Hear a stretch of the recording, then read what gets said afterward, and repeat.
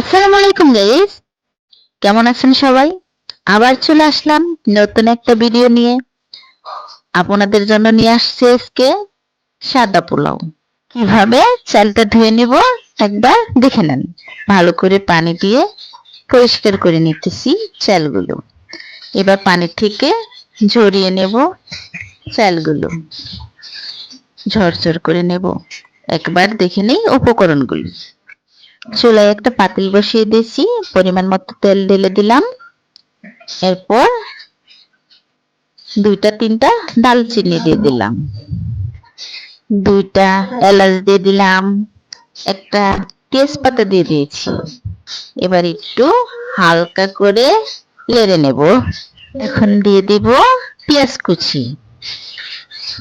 পেঁয়াজ কুচি দেওয়ার পরে ভালো করে নেড়ে নেব। ভালো করে ভাজা হয়ে গেলে স্বাদ মতো লবণ দিয়ে দিব।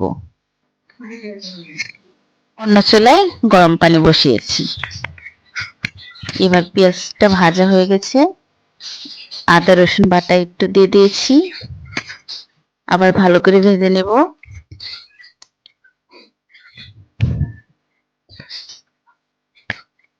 এবার পানি ঝরা চাউলগুলো ঢেলে দেব। চাউল ঢালা শেষ হয়ে গেছে।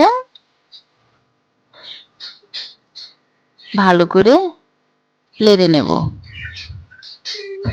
ভালো করে চাউলগুলো ভেজে নিয়ে গরম পানি পরিমাণ মতো দিয়ে দেব।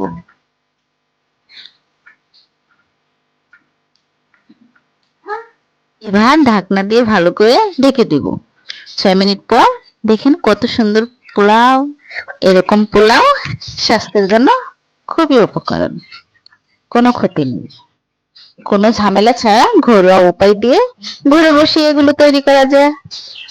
মজাদার খাবার, একবার ট্রাই করে দেখেন, দেখবেন জিভায় জল চলে আসবে। আরো কয়েকটা কাঁচামরিচ দিয়ে দিব, দেখেন ঝরঝরে পোলাও হয়ে গেল। কি সুস্বাদু। আপনারা সবাই ভালো থাকবেন, সুস্থ থাকবেন। আল্লাহ হাফেজ।